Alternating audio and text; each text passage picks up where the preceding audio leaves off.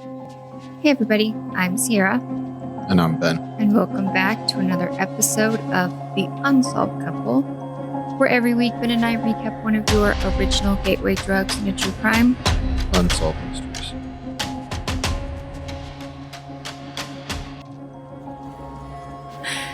How was your week, love? It was good. Okay. Sorry, I'm even losing track of what the week was. Yeah. It was a little rough. Well, we had a holiday weekend. You worked 7 days, some overtime. It's just one of those time zones where it's like our time vortexes where you're like, what day is it? Where are we at? What's happening? Yeah, it was a long week, but that's all right. Yeah. Any fun stories to share with our friends? No. Not that I can think of. Not off the top of my head. Do you have any fun stories to share with people? I got my hair colored. That's a fun story. It is. I went auburn. And I've never done this color before. And I've done wild things to my hair, but I've never had this before. But what actually, it ties back to our podcast, why I went this color. So a few weeks ago, I had to go get a new driver's license for the Real ID. And I had a little bit of a midlife panic crisis because I got my photo back. And what I saw staring back at me did not fit what my perception of my reflection is. And I look like an alien in my picture. I said they scrunched the photo. It looks, and I've asked multiple people now. I pulled it out at the Maverick the other night and was like, does this, and everyone keeps looking at it like. Eyes are not deceiving you. Yeah. Because I'll get to my hair color change in a second, but I do all of our social media and it's 90% me on camera.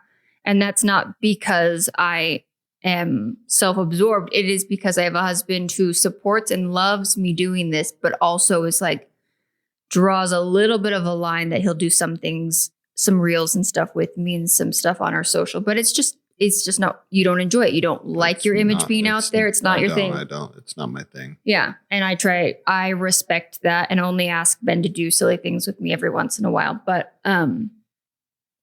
I also really try. I don't use filters when I do mine. I rarely have makeup on when I'm doing them because I genuinely normally feel pretty comfortable with my face. And so seeing that face look back at me on my ID, I was like, do I have some weird body dysmorphia, but in the opposite direction where I think, okay, I'm not that bad. But then I saw this and was like, this doesn't, I didn't identify myself with that. It was a weird thing. So I remembered that episode with the digital makeover. Do you remember that? Oh, yeah. Mm-hmm. And I had this idea. So I took a very close shot of my face on my phone and put it into ChatGPT and asked ChatGPT to give me a hair makeover based on my skin tone, my eye color, and all of this stuff. And it came up with 2 options. One I've already had. It was just golden, blonde, and brown tones. Okay, I've already been doing that. And the other one was auburn with red and coppers. And I was like, all right, ChatGPT, I see you. And I see you, digital makeover Unsolved Mysteries episode. So I booked an appointment and went and saw my local stylist and was like, okay. And I've been happy with it. It feels weird. I told Ben my biggest concern was sometimes with red, it can go very goth girl or And I said, no one in the world who's met or talked to Sierra would ever think that you are goth. Yeah. and no shade on goth people, but their vibe is usually the opposite. Like when you watch It's just not your vibe. Wednesday, and then her roommate, the werewolf girl, I'm the werewolf girl. That is true. And so I was like, do I look like I could be trying to be a goth girl? And very kindly said no. So that's all I have to share. My hair is colored too. It's just life has colored it. Life has colored it. A little bit more gray here and there. I like the salt and pepper look. But are you going to tell people you put the Halloween decorations up this last week? That was a big thing. We did. Beginning of September. Spooky season, you guys, is here. And we've already watched a scary movie. So yeah, we started watching the Final Destination series last night, and I forgot how slow 90s scary movies are. Yeah. It takes a while sometimes to get into it, eh? I don't know. It's just when you haven't watched a movie in 20 something years, sometimes it's rough. But we went and saw Weapons. I thought it was amazing. I didn't like it. You liked it at first, and then the next day Ben decided after marinating in it, he didn't care for it. I didn't care for it. Yeah. I am that way with some movies. I will watch a movie and I'm not quite sure. And like it's days later I decide, I thought it was an incredible. Or I really disliked I it. woke up the next morning liking it even more. I will say, Ben and I agree, there's a very graphic scene in it. Middle of the movie between two husbands, and it was too much. I had to close my eyes. I had to turn away. Yeah, I could. But Ben booked us the D-box seats. Sorry, this is going a little long, but they move slightly, not aggressively. It's not like you're on a ride at Disneyland or something, and they vibrate just slightly, but they're all timed to do it at the exact moment of different things happening on the screen. Like if you're riding in a car or whatever. Well, they timed them perfectly with the jump scares. It definitely makes it more scary to watch. I screamed so loud twice in the theater. And I don't know if I'm the weird person. No one else jumped or screamed. It was just me. I think there was. So I turned it off because I was like, I was sweating. I'm like, I can't live with this kind of things happening to me. But it was but I love horror films and scary movies. That's not really Ben's genre. So I really enjoyed it. I thought it was amazing. Highly recommend anyone goes and sees it if they get a chance. If you can have a D-box near you, it's a different ride for sure. Yeah. Okay. So we're recapping season 3, episode 10. Correct? Yippers. And we have 4 stories. We each have 2 today? Yep. 4 stories. I think, yeah. My last one is, We usually figure this out before we get started, but how do you want to go? Me, you, me? I don't know what you just said, but whatever you said, my answer is yes. So I'll start. Sure. Okay.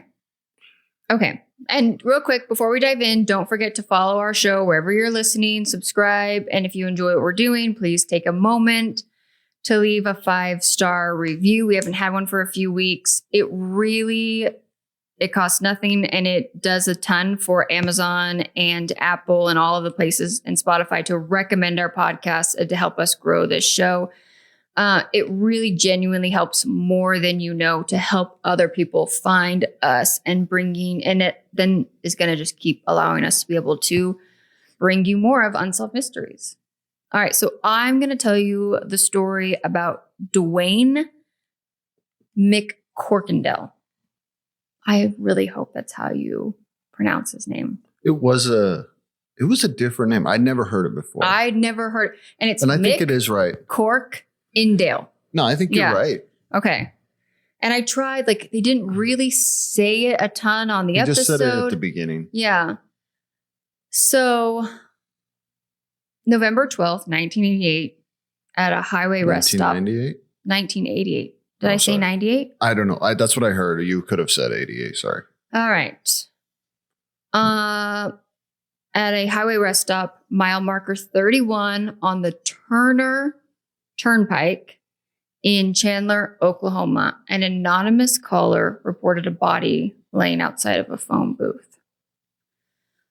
When Oklahoma Highway Patrol arrives around 8 p.m., They discover that a man has been murdered and there's coins scattered all over the place. The man was Dwayne McCorkendale, a 27-year-old truck driver, father of 2 little cute, adorable twin girls, and they're from Kansas City, Kansas. Did you know that Kansas City is in Missouri and Kansas? Yeah. I've been to Kansas City, Missouri, that side. Oh, It's you right have? on the border. Okay. So it's one city, but it's in 2 different states? Or From they my- both just from named my Kansas understanding, City? I've only been to the Kansas City, Missouri But side. they're both one city. I don't know. Okay. If anyone's from that area, let us know. I'll look it up. Okay. His truck is parked nearby. He had been shot once in the back at close range with a 12-gauge shotgun. Ugh. The motive appears to be robbery. Dwayne's widow, Joan, later said that if it had been an accident, she could have handled it better. But to lose him over money and such a small amount, because one, I guess, kind of code of conduct, and it makes sense around truck drivers, is they don't actually carry a lot of cash on them because it puts them at a high risk for robbery. She feels that it's especially cool. I think it ended up being like $23 or something like that this man is murdered over. Yeah, it's ridiculous. Mhm. And yes, that's all. Kansas City is it one all city. appears to be connected. But like the metropolitan, most of the city is on the Missouri side. It appears. Okay. If I'm wrong, people, if you're from there, let me know. But like I said, I've only been there. That's just not a super normal thing, is it? Right, where there's like a whole state between dividing. I guess. No, there's a lot especially to be such a big city to have that happen. There's a lot of cities right at Borders, state lines and stuff where the city kind of goes over the leaks state over. line. But, yeah. Okay. But it always is, because when you speak of Kansas City, everyone thinks of Missouri because that's technically where it is, but it's always been weird. Okay. So this is the Kansas City, is like the smaller side of it. Looks like the metro part of I don't know. Okay. So like most truck drivers, Dwayne relies heavily on his CB radio. It connected him to others out on the road, but in this case, investigators believe an innocent radio conversation may have sealed his fate. Do you ever goof off on a CB radio? A little bit. As a teenager? Yeah. Yeah. Yeah. Did you have a friend who had one or something? My grandpa used to Did have he really? one in his. So he would pull a fifth wheel up and they would always park it on the side of the house and stay there. And when I was little, he had a CB radio. It was like the coolest walkie-talkie in the world. Yeah, I thought it was awesome. As I got older, he got rid of it. But when I was little, he had it. It was pretty awesome. When I was in high school, my friend Athena, her dad had a CB radio in his truck. And he worked up all and down I-5. And so whenever we were in his truck, we were basically prank calling on the CB radio, which as an adult, I'm like, that probably isn't the safest thing, but it was fun. We goofed off a lot. People did back then. Yeah. So Dwayne leaves Detroit November 10th, hauling parts for an Oklahoma City GM plant. This is a normal run for him. On the night of the 12th, he entered the turnpike, drove straight to the rest stop, no detours. And they know this because he had time-stamped receipts from like the weigh-in stations. Like a toll or toll booth and something like that. Yeah, weigh-in station and stuff. About 5:45. He told another truck drivers that he would communicate with over the CB radio that he had planned to stop at a rest area up ahead and call his wife. Investigators believe someone may have been listening and they could have followed him into the rest stops, or perhaps were already waiting and just listening to see who was coming. As Dwayne steps out of his truck to head to the phone booth, he pulls some change out of his pocket to make a call. Some of those coins are later found scattered on the ground. Then, without warning, he's shot in the back with that shotgun, died instantly. They said he was dead before he hit the ground. It's just such a savage way to shoot To shoot someone with a shotgun? In the back? In the back. Yeah. What a coward.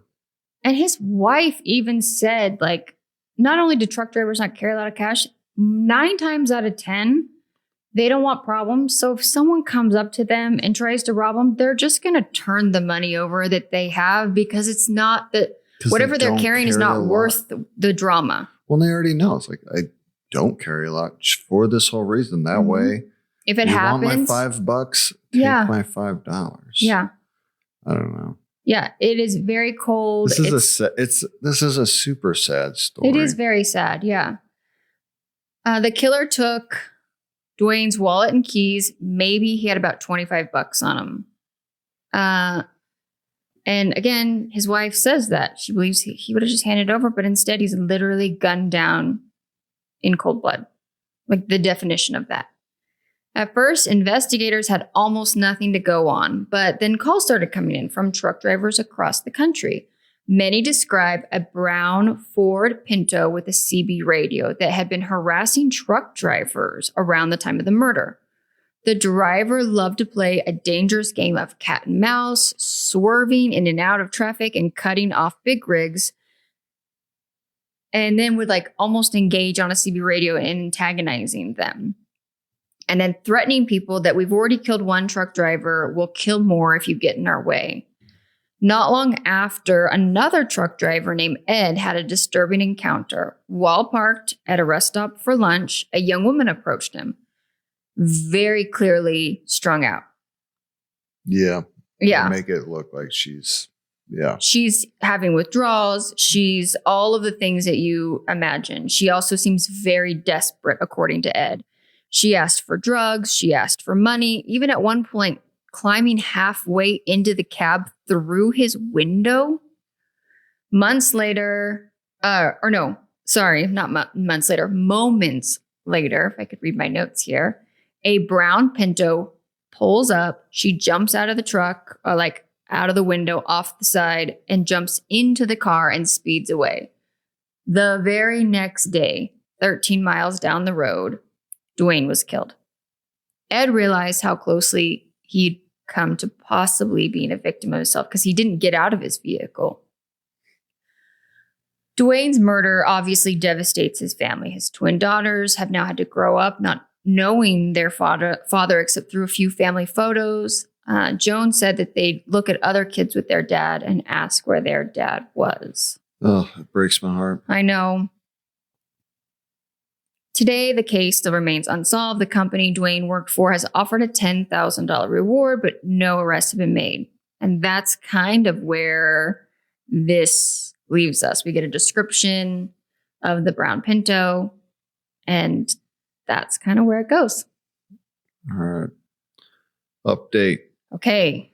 This takes in a very weird turn, you guys. Really? Yes. I didn't look at this one. No, it gets crazy. Okay. It's still technically unsolved. Okay. But years later, investigators looked into a woman whose name was only known as Mercedes. She was murdered by her boyfriend James McAlphin in 1991. Before her death, she had allegedly told many people that she was with James and they used to like to lure truck drivers into traps where they could rob them. And at least on one occasion that they shot and killed one.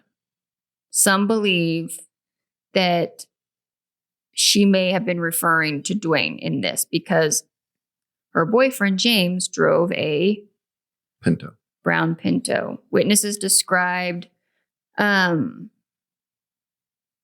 witness description that if they had a few of them from truck drivers who had encountered this and the one who had a really close encounter, the descriptions match very well. The time matches and even the location. But here's the rub, at least until just recently.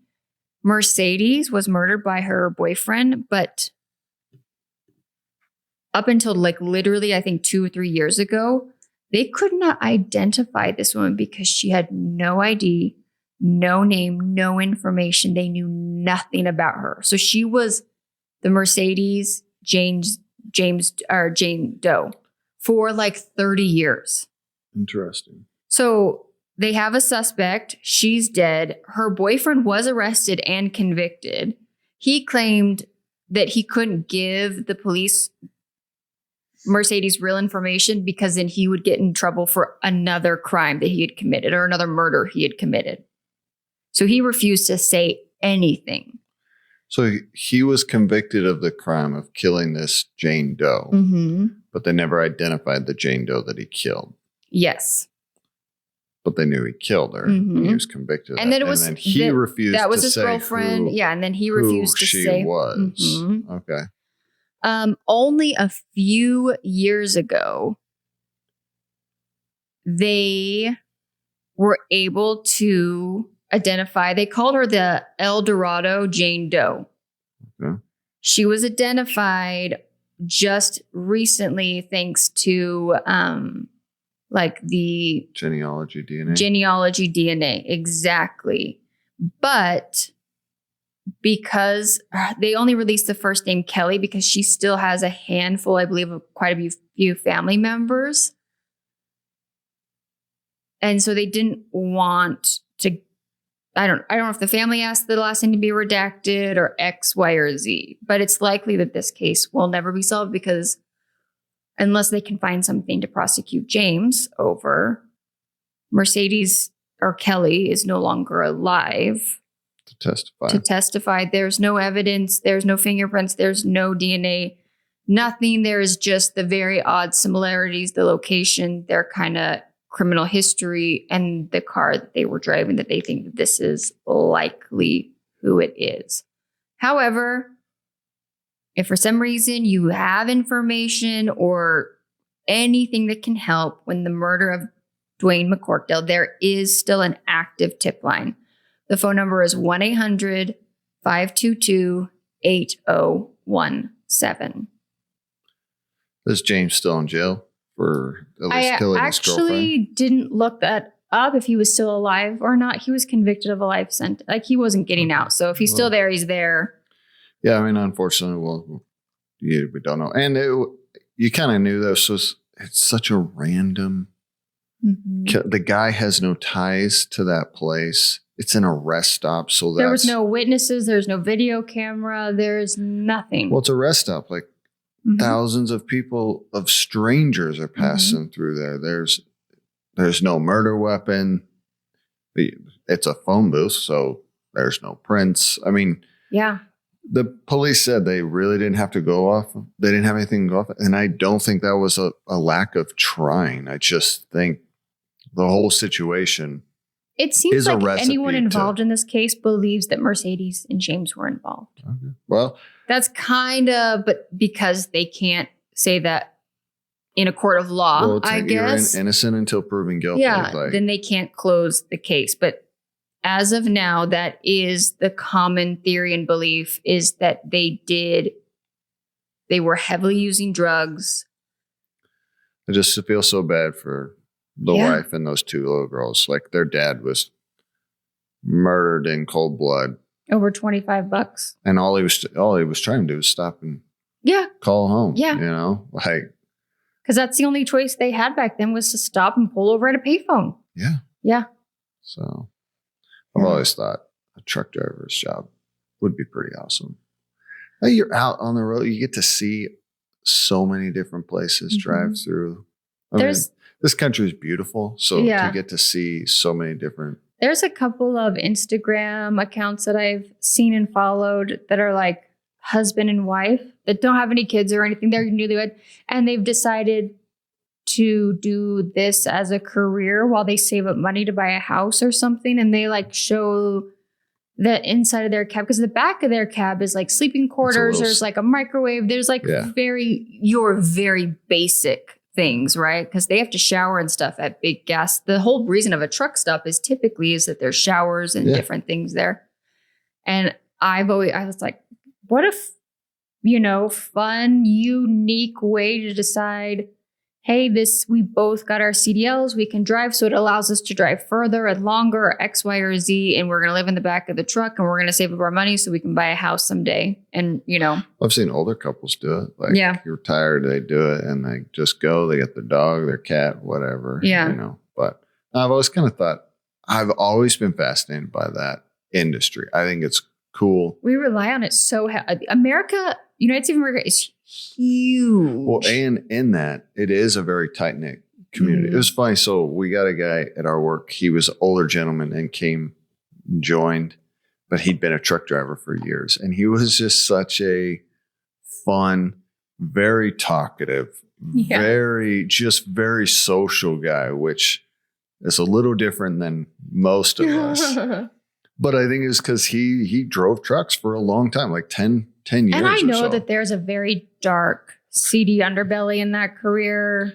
But I think for the most part, if you were just doing this because of something like that, it's probably a great career. Yeah. Sad story. I know. Hope the best for the family and those girls. Yeah. I hope they're doing well. All right. What do you have for us? All right. I got an interesting one too. But it's the case, the murder, maybe. We'll see. Norman Charles Ladner. And dude, I cannot say this. In this tiny town, Picayune, Mississippi. I am saying that so wrong, and I apologize. So down in Mississippi. All right. Norman was an 18-year-old senior, and his family owned a little general store. And this dream come true, right here. Like little general store. They owned. They had 122 acres on a family farm, and on August 21st, 1981, Norman goes out to go hunting on the family farm. And they said, like, on their 122 acres, a lot of it is just actually fields, but 60 acres is woods. Okay. And that's where still a lot of woods. It is a lot of woods. Yeah. But they pretty much say, like, Norman knows these woods like the back of my hand, and the back of his hand. And I would imagine. Ooh, that's a kid's playground. Yeah. That's a dream come true to have 60 acres of woods to run around and goof off and build forts and all kinds of stuff. Yeah. And hunt. And he loved hunting. So he went out on that day, August 21st, to go hunting. He said he would be back. And his dad is his mom and dad are interviewed. And he said, like, Norman was a good kid. He was regimented. And he was always back by between 7 and 7:30 to help sweep up the store, restock the shelves, help with the family store, and then be home for the evening. So that night, 7 o'clock rolls around and Norman doesn't show up. So, of course, they start getting worried and they go looking for him. They get the dog and they get some other family members and they start searching for him. His mom stays back by the store to make sure, just in case. So, what if he comes? He shows up, he comes back. But unfortunately, they find Norman. Mm-hmm. The dad finds his son. Yeah. And he said, like, he finds him. He's laying all contorted on the ground. Mm-hmm. He says he feels him. He's cold. It's pretty clear he's been dead for a while. Yeah. So, of course, they call the sheriffs. They tell us by 10 p.m., at least that's what they say in Unsolved Mysteries. So they must have found him pretty quickly. Mm-hmm. So within several hours, the sheriff is out there. That's the Pearl River County Sheriff's Department. They're out there and they're going to start looking. And we get interviewed by Sheriff Lawrence Lumpkin. And he says, the first thing we do is assume foul play. We're going to try to at least rule that out. Yeah. So they start doing their investigation. It appears he's laying there. There's the rifle next to him. And the rifle's broken into pieces, isn't it? Or was that? So in my research, nothing Was that just on Unsolved Mysteries? It appeared so. I a lot of stuff I looked at, like that was never raised or brought up that the rifle was broken. They say that in the Unsolved Mysteries, the actors are saying, "Oh, looks like it's been pieced back together," or something like that. It was weird, yeah. It was weird. So I wasn't sure if that was real facts or what. Just improv? I don't know. I wouldn't assume so, but there wasn't. You would think that would be a I know, but we've big covered thing. a lot of things on Unsolved Mysteries that factually weren't really part of the case.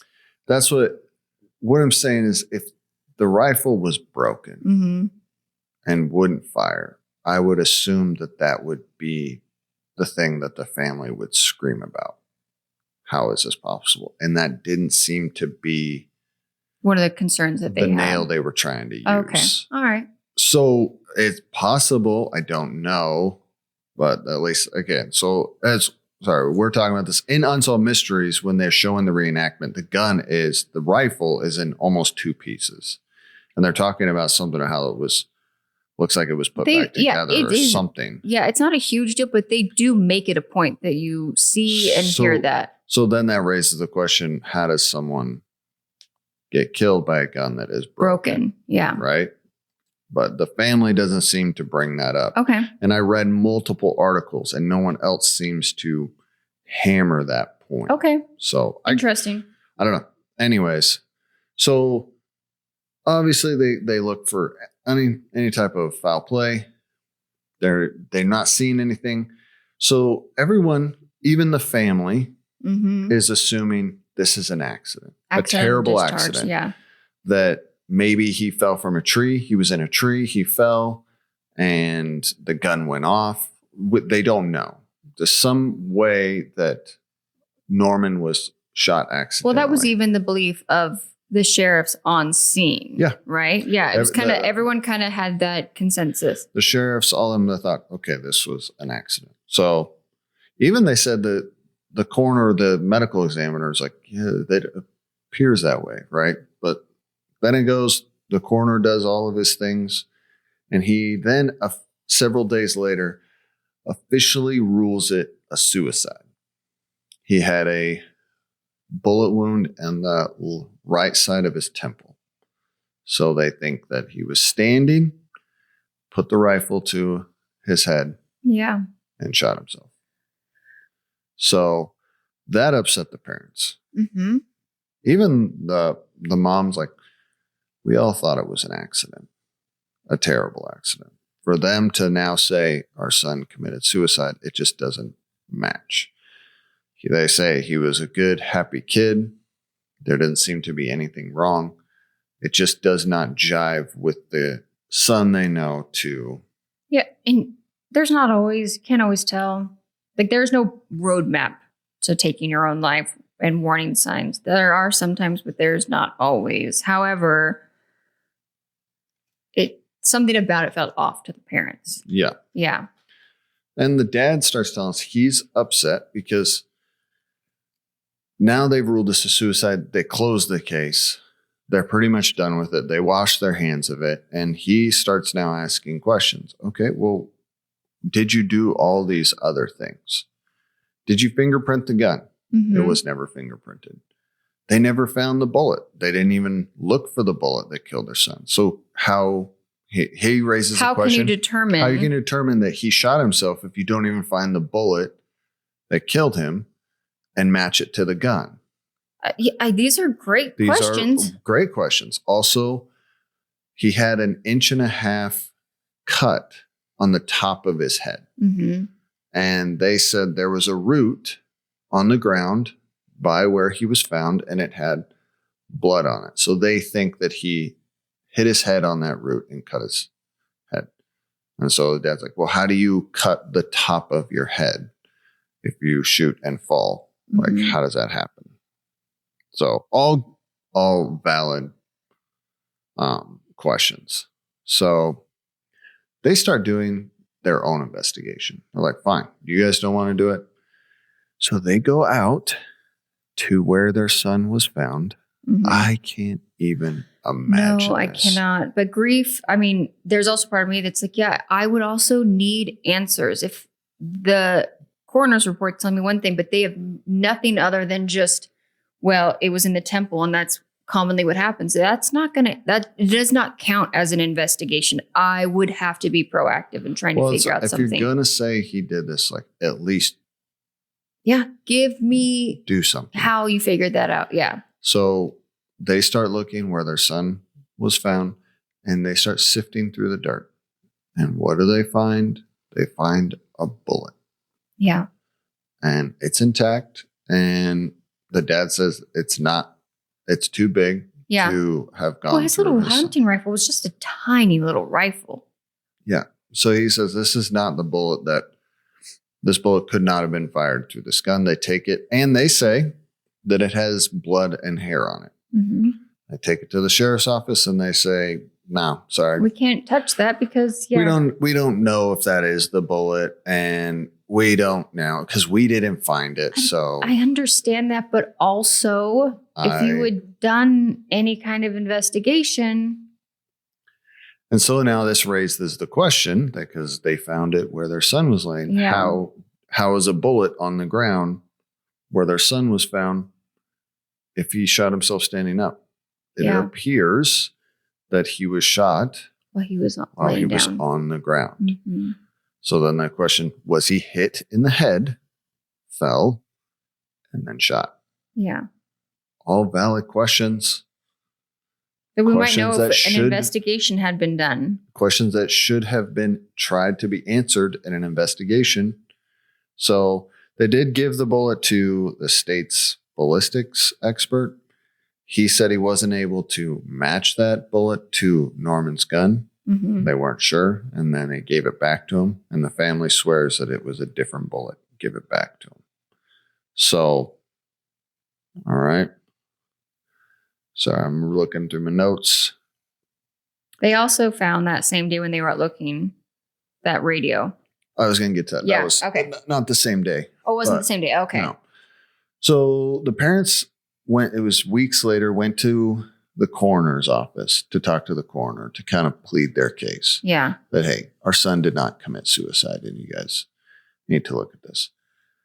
Because the sheriff, and this actually really upset me. It upset me too. He says, listen, the coroner ruled it a suicide and that's what we base our investigation off. And I have a massive problem with that. That makes no sense. It doesn't make sense. Because yes, the coroner is there to determine the cause of death.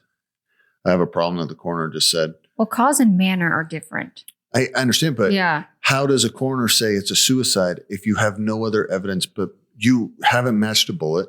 Mm-hmm. You haven't done anything. Just because someone was shot in the head, the police's job is to find out if there was possibly someone else to have done that. Yeah. Right? So... And I understand the coroners can rule stuff suicide and homicide. But that's usually when there's a ton more of information available to them. Well, that's what I'm saying. Is there needs to be, you need to work together with all this stuff to put this stuff together. Yeah. You know? So the sheriff's pretty much said, well, the coroner said it, so we're good with it. They were so cavalier about it too. Yeah.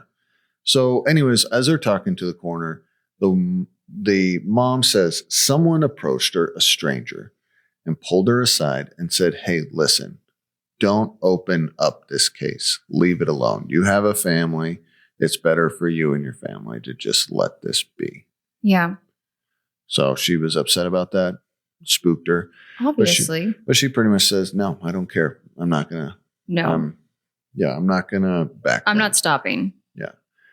And so the dad went back out into the family farm. They searched, and they said like 300 yards away from where their son was found, they found a radio with like a string. They didn't know what it was. It was weird. It had something like tied up in to the tree. It was weird. Yeah. It had like this weird extension thing on it. Yeah. So they took it to the police, and the police said, we don't think that's a clue of anything. We don't want anything to do with that. They literally are like, nope, don't want to see that. So a friend of them put him in touch with a retired DEA agent. Mm-hmm. And they took it to him and he looks, he goes, oh, that's a radio for it's a low frequency radio for small airplanes. And people use that to send a signal for airplanes to drop drugs. So it is Mississippi. Mm-hmm. So yeah, meaning what I was saying is Mississippi, meaning it's close to the ocean. The ocean. Yeah. I don't even want people to think I was saying it was Mississippi. Mississippi. That's just what they do in Mississippi. Was not my point. I realized that after that came out of my mouth. But so anyways, that's where Unsolved Mysteries leaves us. Yeah. What happened? Family is adamant that he did not commit suicide. They think there's foul play. And the sheriff stumbled upon something and saw something he wasn't supposed to. The dad says, maybe his son saw something he wasn't supposed to, or even recognize people. It's a small town. Yeah, realize that people were using the family farm to drop drugs in the area and needed to prevent him from telling people about it. Yeah. Yeah. So, all right, are you ready for your update? Yeah. Still unsolved. Technically, according to the police, it's not. Yeah. So, but there's nothing to solve according to the police. Yeah. There is a few things that they didn't put in to Unsolved Mysteries. Okay. There's multiple other true crime podcast things out there that have talked about this case. And I found this, anything I'm going to tell you, I tried to make sure I at least found from two different sources. Okay. So this one I am uncertain. His wallet was missing, either his wallet or money in his ID. Okay. I found two different sources, but there was things missing off of him. Off his person. Okay. $140 in his ID. Okay. Possibly his wallet. A wallet. Okay. With that. And this I did find years later, his ID was found in New York. How is that? No idea how it got there. So how does someone take their own life and then send their ID off? They don't. I don't know. Or he lost his wallet and someone. I don't know. There's multiple reasons that could come about, but it doesn't look good. Mm-mm. And the money being missing is theft. Yeah, that doesn't look good. So someone took money from him, mm-hmm. and his parents found him that night. So yeah, it's not like he was laying there for a lot of people to stumble. Yeah, and it was on private property. Private property. So exactly, it raises a lot of questions. Mm-hmm. That's pretty much. There's really been no other things. The sheriff. I looked into him. Yeah. Lumpkin. He was arrested years later Shocking. For helping, he was running or a part of a massive, dogfighting ring. Which doesn't seem far off from someone who might get kickbacks from drug runners to look the other way. He's passed since then, but there's a lot of speculation that the Dixie Mafia had a lot to do with that. The Dixie Mafia was big, or there was some presence of them there.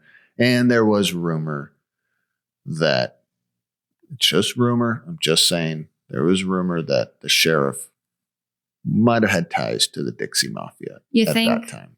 Yeah. So, the way he was talking about it on Unsolved Mysteries with almost this annoyance that he's being questioned about the death of a young boy inside of his community seemed to me something was weird about it.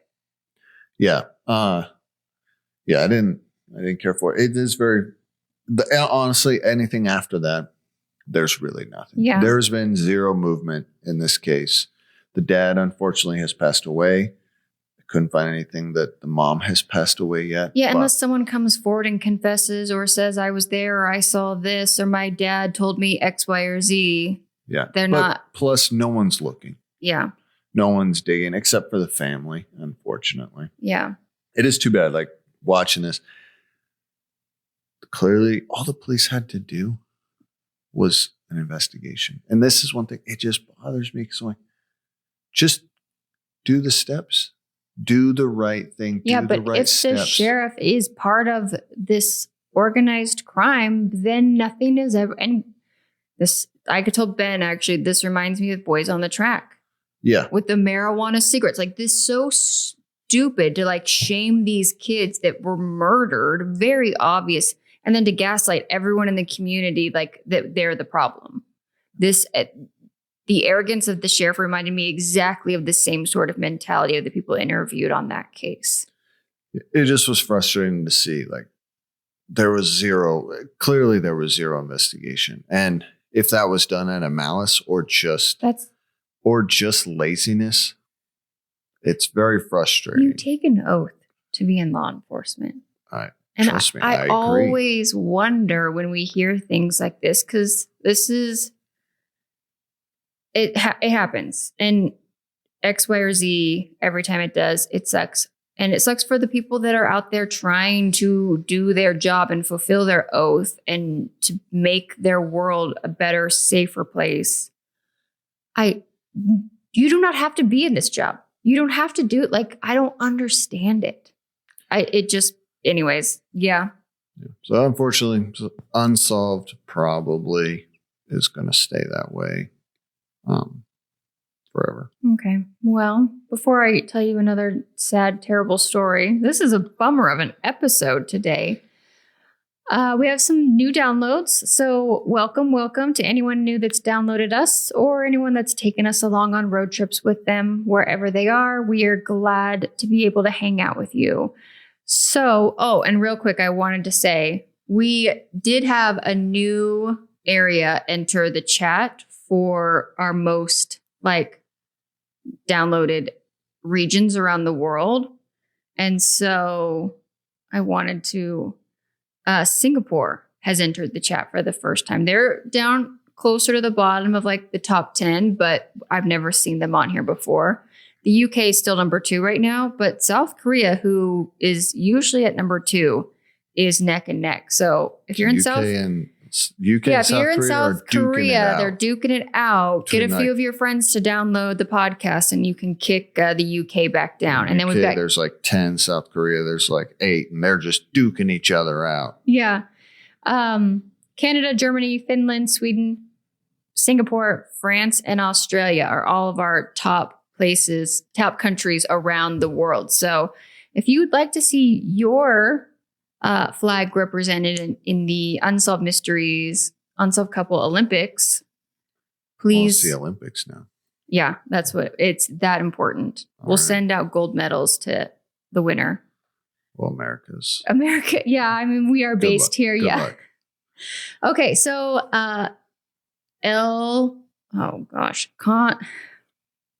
what's J in Spanish? Do you know? What does it sound like? J? Yeah. Huh? I don't know. Kajon. Kajon? California. That is not right. Sorry, guys. Calhoun? Calhoun? I don't know. New Britain, Kentucky. No, Connecticut. Good night. New Britain, Connecticut. Hong Kong. That's kind of cool, eh? Livermore, California. Weedsport, New York. That sounds like a fun place. Leesville, Louisiana. North Richland Hills, Texas. Queen Creek, Arizona. Carthage, Tennessee. Gibson City, Illinois. Welcome. So those are new places. All right. I got a missing persons case for you. Buckle up, everyone. Get your Kleenexes. This is going to be a sad one. This is about Nyleen Marshall. June 25th. Have you probably not. For some people out there will say, I had seen this photo before of this missing girl because she was one of the first kids ever featured on what happened in the 80s that they started putting kids' faces on a milk carton. Yep. Okay. So I think she was one of the first, if not the first, missing persons featured on a milk carton. They don't do that anymore, but here in America that was social media. That was the way you got information out. And what does everyone buy? Yeah, everyone has milk in their fridge. And it'd be fun to do some background on that. I don't know how long that went on for because it wasn't a thing by the time I remember being a kid. But can you imagine sitting there eating your breakfast, staring at a child that's been missing? First you've got your Captain Crunch cereal box with the puzzles and all the stuff. Because everyone read the cereal boxes, right? That was like one of the favorite things to do. That's why there was always stuff on the back of the cereal box. And then right next to it, the exact opposite feeling is the picture of a kid your age missing. Yeah. And you get to think about that for the rest of the days you leave the house. That kid's staring you in the face. Yeah. It's terrible. But here's the thing. I actually think it was a genius idea. Yeah, it was a genius idea. It was a great way to get information out across the country. And I'm sure we could even do a podcast probably on the milk carton kids, because I guarantee a handful of them have been solved. There's $1 million idea for anybody who wants to do it. Just give us a shout out when your podcast blows up. All right, June 25th, 1983. 4-year-old Nyleen vanishes while on a family trip to the Elkhorn Mountains in Montana. Her mother, Nancy, her stepfather, who had adopted her, Kim, were with several families and friends, not family members, but like a bunch of different families that were all friends with each other at a picnic spot in the Helena National Forest. Around 4 p.m., Nyleen and some other children were playing in a shallow creek. Witnesses later recall seeing her. And okay, caveat, pause this. Once again, I need to make this very clear to people. We recap the stories on Unsolved Mystery. I put a lot of faith that Unsolved Mystery had most of their facts correct, but we've learned that timelines have been off X, Y, or Z. It's not perfect. It's not perfect. And as much as I would love to have a whole staff to fact check and do different things, it's just me and Ben here. And so we do some additional research. But again, like Ben said, unless we can find multiple sources, we kind of just have to give, and we're giving you. So, well, and on top of it, we only can go off by what was put out there. And that's half the problem is here in America, if a case is still open, which if it's unsolved, the case is typically still open, we have zero access to any of the police reports and files. And if a case is even closed but never went to trial, once again, that's always not available. So always, that's a caveat. Because I'm going to tell you this right now. At the beginning of this, we find that there were, quote, several witnesses recall this girl speaking with a man in a purple jogging suit. I cannot find that anywhere else except for the Unsolved Mysteries. And then we're going to find out later that it was not a single adult that was a witness. Because when he says there's witnesses that saw this, you assume multiple people.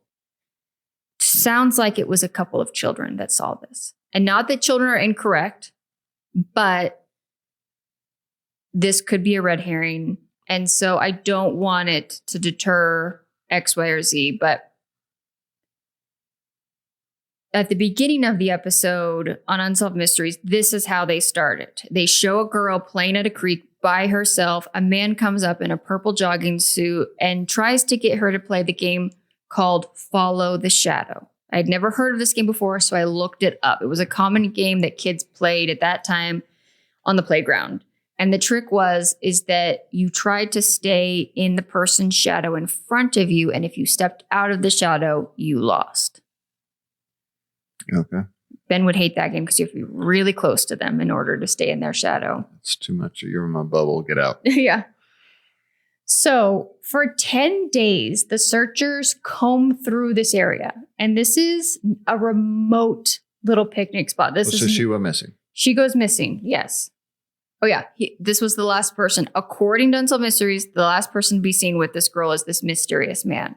Okay. The last time the family saw her, she had asked permission to go play in this creek. They were hunting frogs. With a bunch of other kids. And it was about, from my understanding, about 100, now I can't remember if it was 100 feet or 100 yards, which is a big difference between, but it was in the vicinity. It was close by. I mean, you're in the woods. Yeah, that's what I think. As I was watching this, I'm like, that's terrifying because how many times you're in a national forest in a picnic area? Yeah, my kids at any age, and can go play with the other kids in a little shallow creek. So they searched the area, nothing. Her family is convinced that she had been abducted, and they spread thousands of missing persons across the country. Then, and this is where, again, this is Unsolved Mysteries. We're going to follow the timeline from Unsolved Mysteries. In 1985, the National Center for Missing and Exploiting Children start receiving anonymous calls and letters from a man claiming to have this girl. Soon after, another group called Children Find of America received a typewritten letter from the same person, in of which he said he was raising Nyleen as his own, calling her by her middle name Kay, and insisted that he loved her, but also hinted that there was some disturbing abuse happening within this relationship. Relationship's not the right word. Dynamic. Kidnapping. Yeah. Over the next 6 months, multiple letters and calls come through.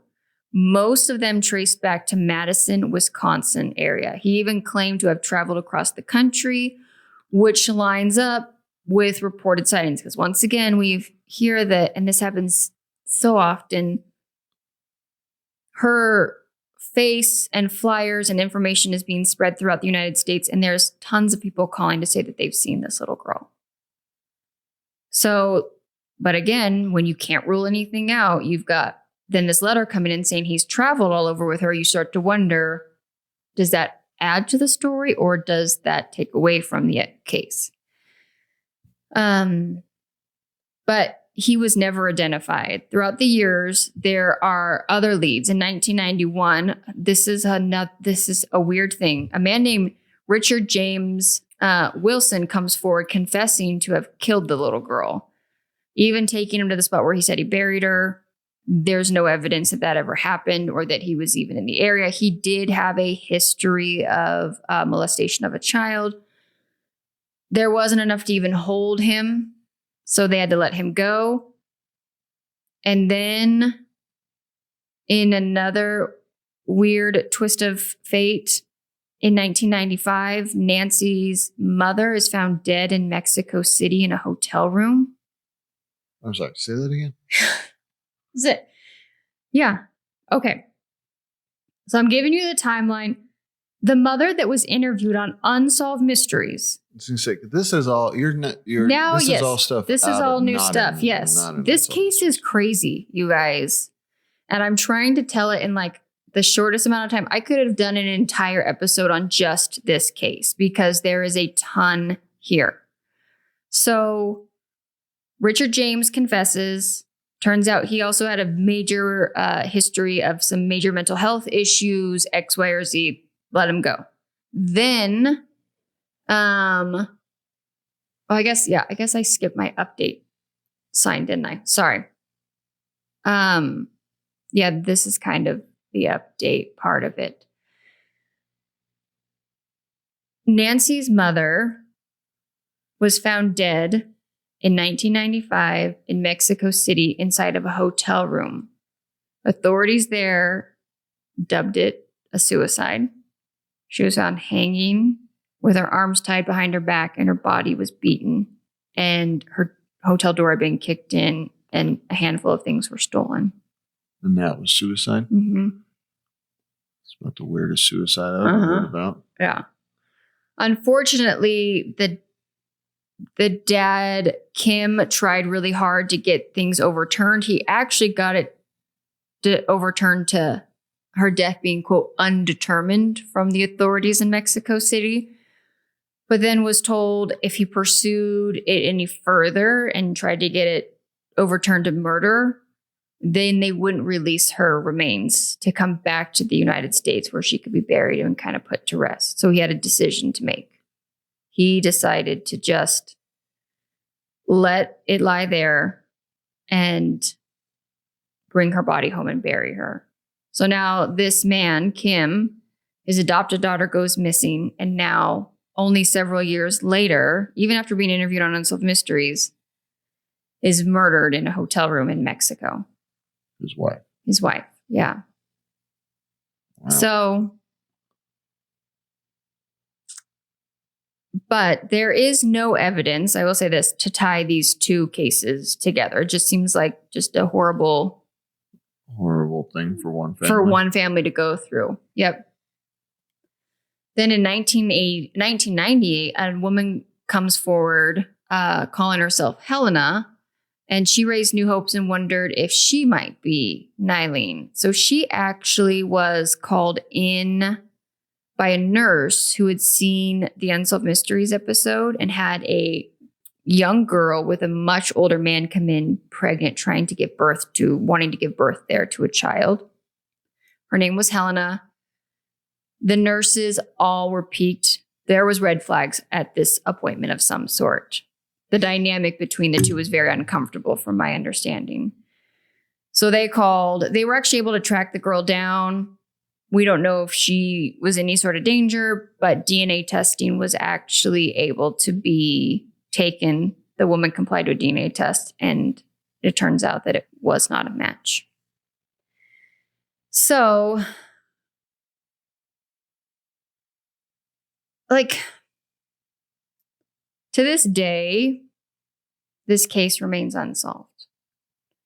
There are multiple podcasts about this. One that was actually really well done and goes into a whole 45-minute timeline and X, Y, or Z is once again The Trail Went Cold. They do a lot of cases from Unsolved Mysteries. At the end of the day, this girl was 4 years old. She went out to have a picnic with a group of family friends. And just went missing.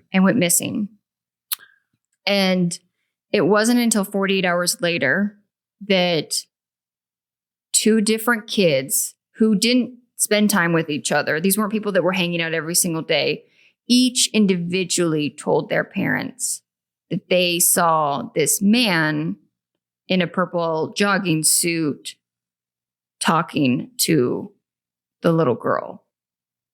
And that they'd heard him trying to explain the game of follow my shadow to Nyleen. And then, because the presumed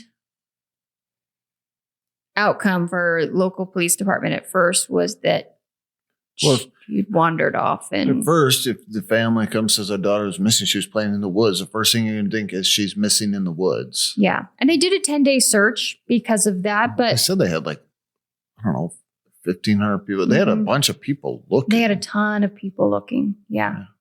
And so I think the family even thought that too. Yeah. Yeah, I will say the family was highly involved in this case as well. The mother was interviewed on Unsolved Mysteries. She was highly involved in trying to figure this out.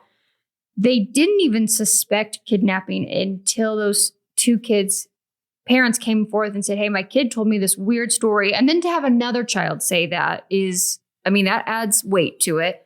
And then several months later, those calls and those letters come in to these organizations, adding more weight to the possibility that she was taken. But there is no evidence that she was taken. But they can't eliminate that because they've also never recovered any remains in that area to determine that she passed away there. Yeah. So it's tragically gut-wrenching because they noticed immediately that she was missing. The search took place immediately. And I don't think anyone would have ever assumed, because they said this campground was pretty, it was not near a big interstate or something where people were kind of coming and going. None of the adults saw anybody weird. But and this is just my speculation, I wonder, is it possible that someone involved in this case, and I don't think it would have been the parents, but I want to say one of the aunts or some of the uncles were highly involved in also the search for it. Is it possible? Remember the mall letters that showed up from the missing? Yeah. To help get more people to look at this case. I wonder if those letters were done by someone hoping to drive and draw more attention to it, which it did. It worked. Yeah, but we also know there's sick people out there that like to torment families for no reason. So I looked and looked and looked. These letters have never been released to the public. The only thing that we have is a very few clips of them. According to what I could find, the sheriff's department there has come out and said, what is concerning about these letters is that there are intimate details within the letters that only people who were present that day or knew that girl very well would have knowledge of.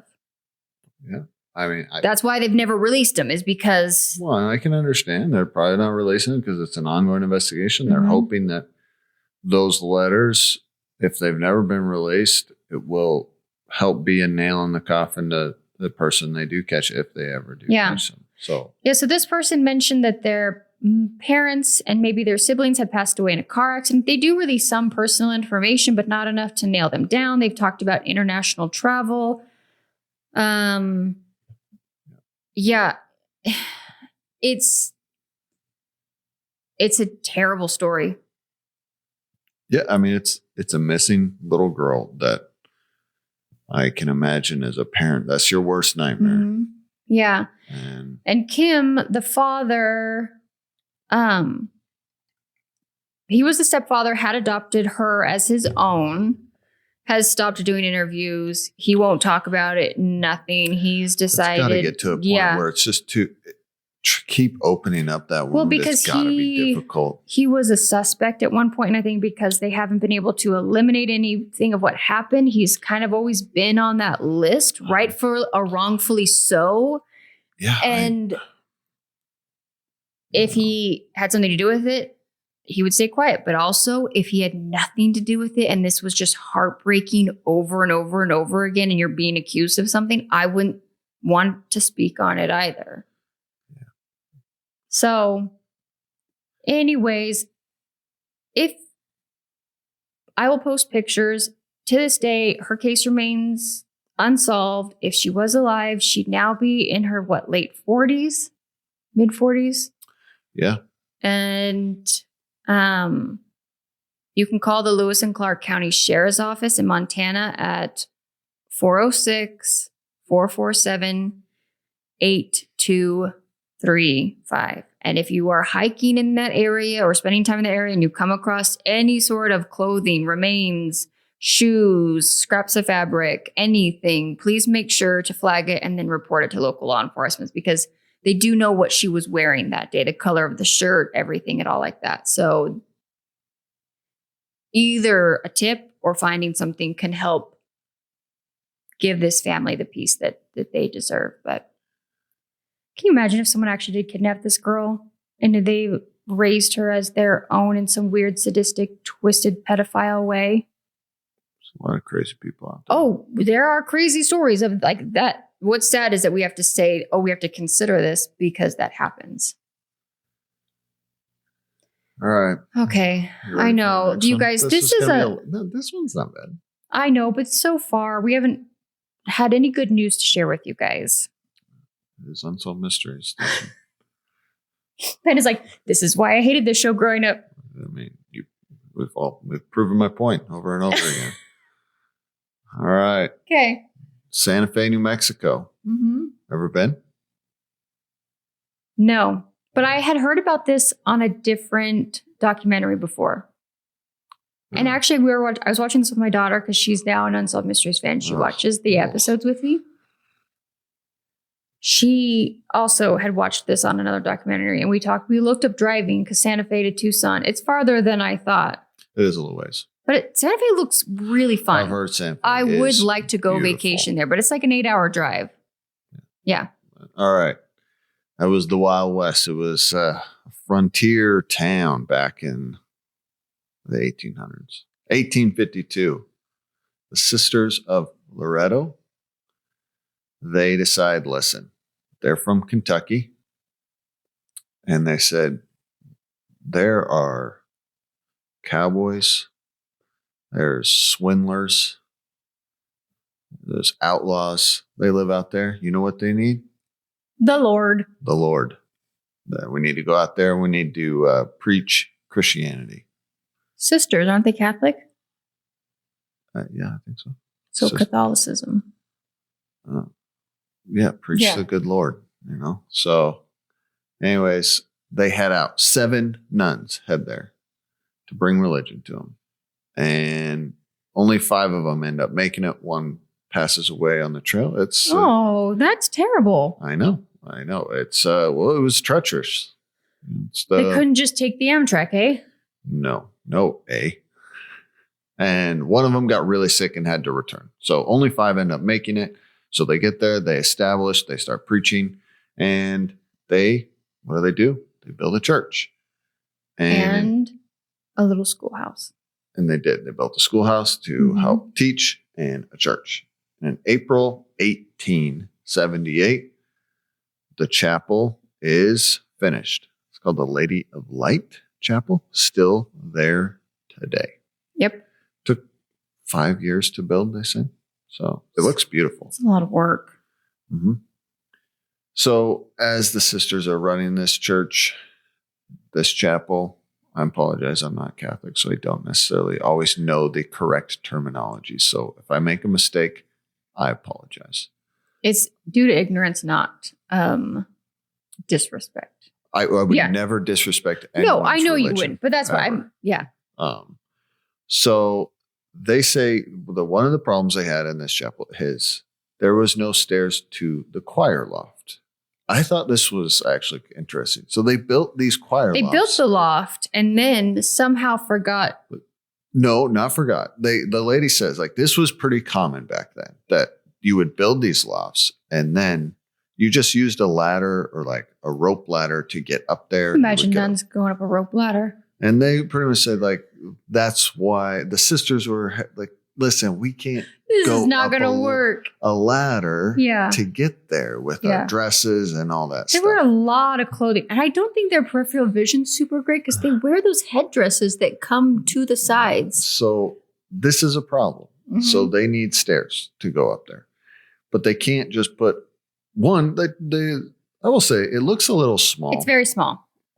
They say to put stairs in, they would have to get rid of pews and sitting areas. So that's out of the question. It's out of the question. So they start bringing in carpenters. Hey, can you do this? And they pretty much say, no, it can't be done. Sorry. Well, they needed a spiral staircase, which was not an easy feat. That was highly skilled craftsmanship. I don't know. It doesn't say that that's what they were asking for. Oh, I thought it might have been from the other documentary. They needed stairs that fit in a very small space. Yeah. Yeah. So they do novena. Yeah. So they do a novena to Saint Joseph, which is the patron saint of carpentry. And they explain in Unsolved Mysteries, a novena, again, I apologize if I say that wrong, is 9 days of meditation and prayer. That's a lot of prayer. That's a lot. That's a lot. And so they do it for 8 days. And on the 9th day, a stranger appears. He rolls into town. With a donkey, no less. And he says, hey, I need work. Is there any work around here? And I say, well, yeah, what do you do? He goes, I'm a carpenter. I'm like, well, this is what we need. And so he gets to work and he builds a spiral staircase. You guys, this staircase is stunning. It's gorgeous. It is not just a standard get you up to the loft staircase. It is gorgeous. So they say all he had was a hammer, a saw, and a T-square. It was literally the only tools he had. And he worked on it. They say there's a lot of myths, or there's a lot of stories that he either worked 6 months or possibly longer. There's a lot of folklore around how this, long he worked on it. But he finished and he turns to him and he says, you have your staircase. Yeah. So, and it's gorgeous because there's no center support. Yeah. So it's just this floating. Stunning. It's 22 feet high, 33 stairs, and it does 2 360 turns. So, and of course, they're really excited because 33 stairs, that is in Christianity belief, how old the Savior from the Bible, that's he what, was crucified. Yeah. So, anyways, it's a big deal to them, right? Yeah. So they go to have a feast to celebrate that, hey, this man has done this wonderful work. They prayed for this and they got what they needed. And they look for him. He doesn't show up to the feast. No, he just disappears. He disappears and no one knows where he is. And he left without what? Saying goodbye. No. Getting paid. He said he needed work. And I'm assuming they negotiated some kind of price or X, Y, or Z, and he left without getting paid. So the sisters believed that was St. Joseph himself coming and built them their staircase. To this day, it is still there. And it has become a tourist St. Joseph? attraction.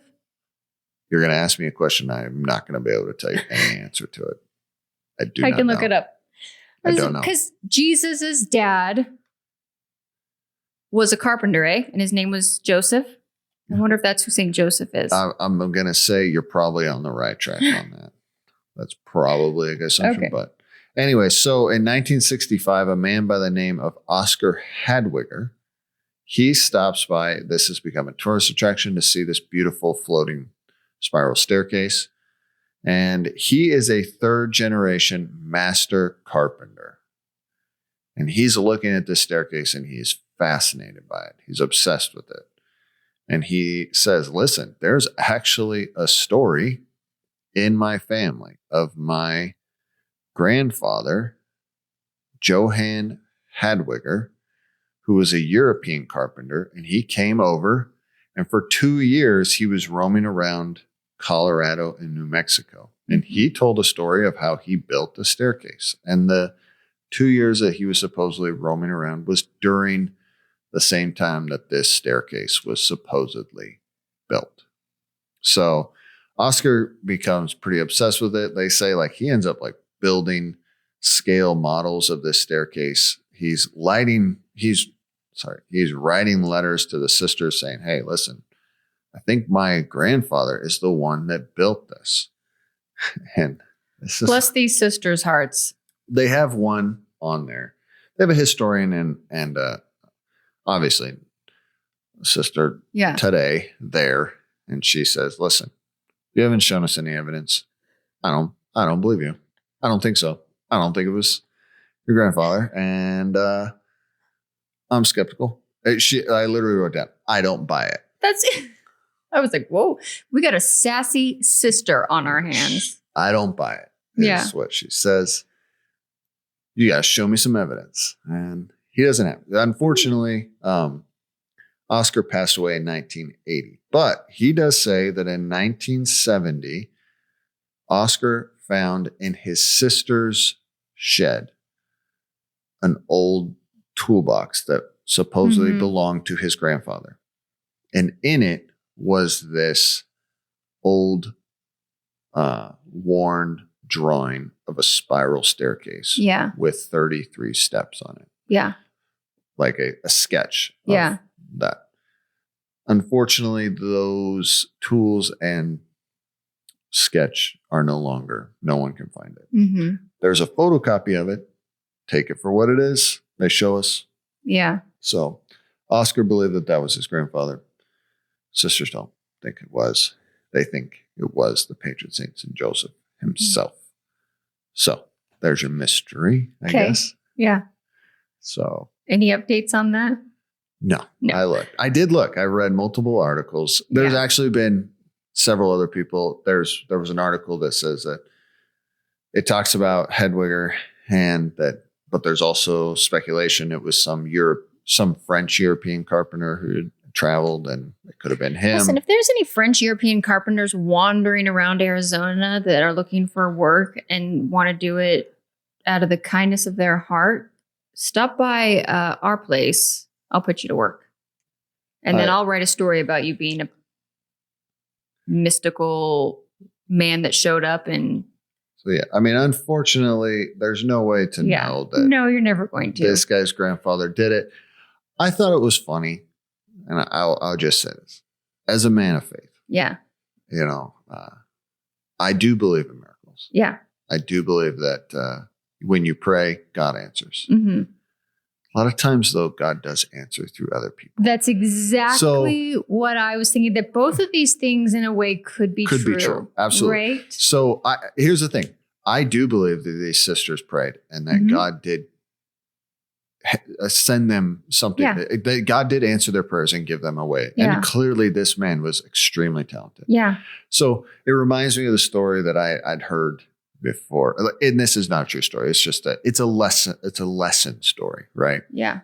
Where there's a man, he's drowning. There's a flood. A flood comes. He's sitting on his roof and he's praying. And he says, God, save me. And a dude rolls up in a rowboat, in a kayak and says, hey, man, get in. He's like, no. I prayed. God's going to save me. Water keeps rising, rising. A man rolls up in a canoe and he's like, hey, man, get in. And he's like, no. God's going to save me.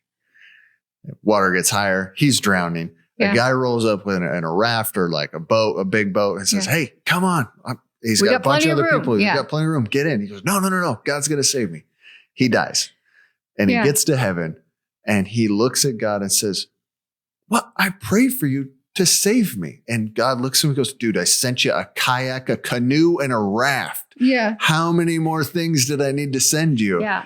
And this story kind of reminded me of that. It reminded me a lot of the times. And whether you are a person of X or Y or Z faith, or you just believe in being a good human being, I think 9.9% times out of 10,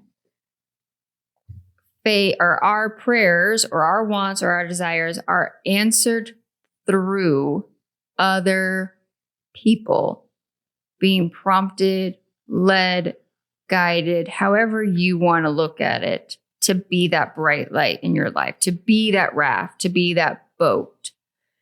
And that counts as a miracle. It doesn't always have to be that Saint Joseph showed up and did it. Like, this is still a miracle. This is an amazing, beautiful story. And I understand, because I have family that is Catholic, and Catholicism, like we've talked about, they get miracles certified and all of this different stuff. So these things to them are very important, that it wasn't just an act of kindness prompted through God, that it was an actual angel that came to them. And I don't want to take that away from them, but I tend to be on the side of faith that we're all here on this earth together. We are all brothers and sisters. We are all of the human race, and we are all meant to do good in each other's lives. And that's one of our purposes of being here. And, not to get, I guess, too religious or philosophical, but be kind and do good things. Offer up your talent, share, put your light up on a hill so we can see it and, bless people's lives. And if you can build a staircase and you can do it for free to a church, like, that makes you an amazing human being.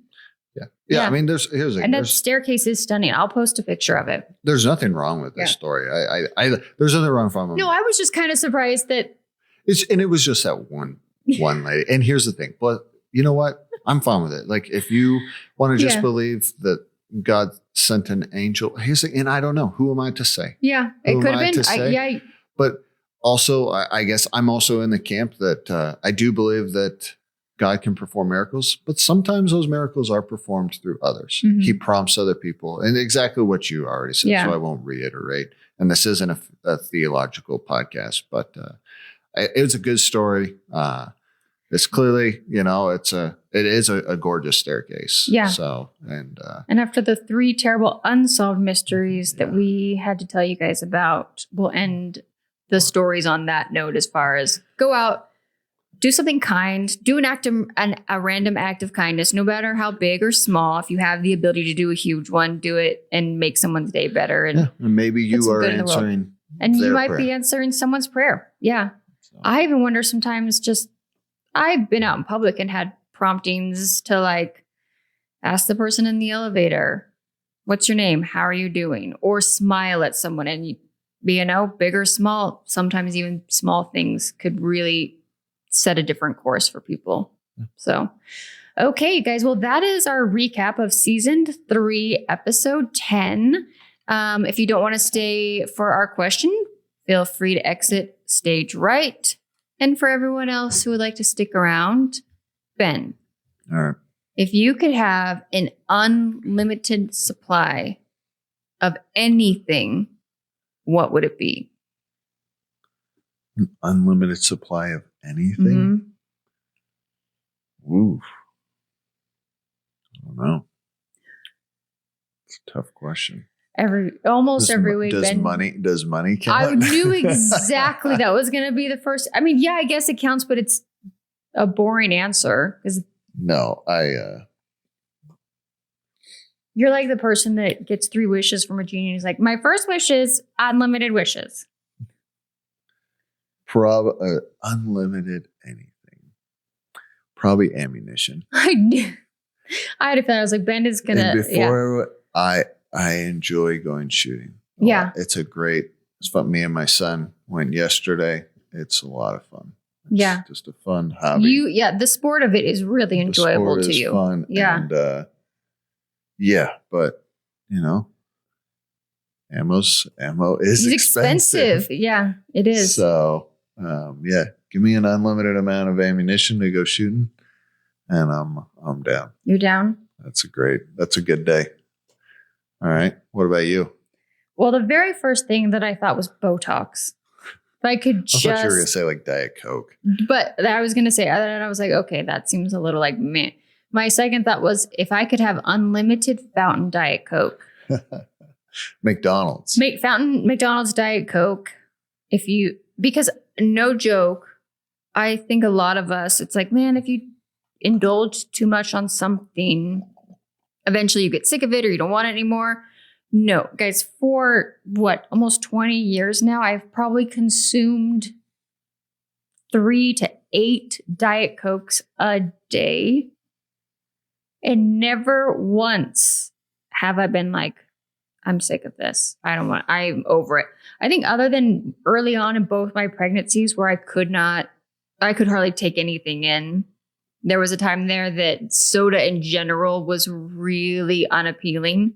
It made me really nauseous. But the moment I got recovered, I was like, give me the Diet Coke, please. So yeah, if I could have unlimited fountain McDonald's Diet Coke, that would be game changer for me. So there you go. My other one would be gasoline. You're so practical. And I'm like, Botox and Diet Coke. And you're gasoline only because then you can go anywhere and everywhere you want to go. Yeah, that's true. It opens up a lot of doors. I enjoy a long drive. Yeah. Like, I do not mind road trips. I know. I'm well aware. So give me unlimited gasoline where we can just go. Yeah. Unlimited hotel stays, like free Hiltons wherever for your whole life. That'd be sweet. Just give me an 18-wheeler and gasoline. Let's go. All right, guys. We will see you again here next week where Ben and I will recap another episode of Unsolved Mysteries. Bye.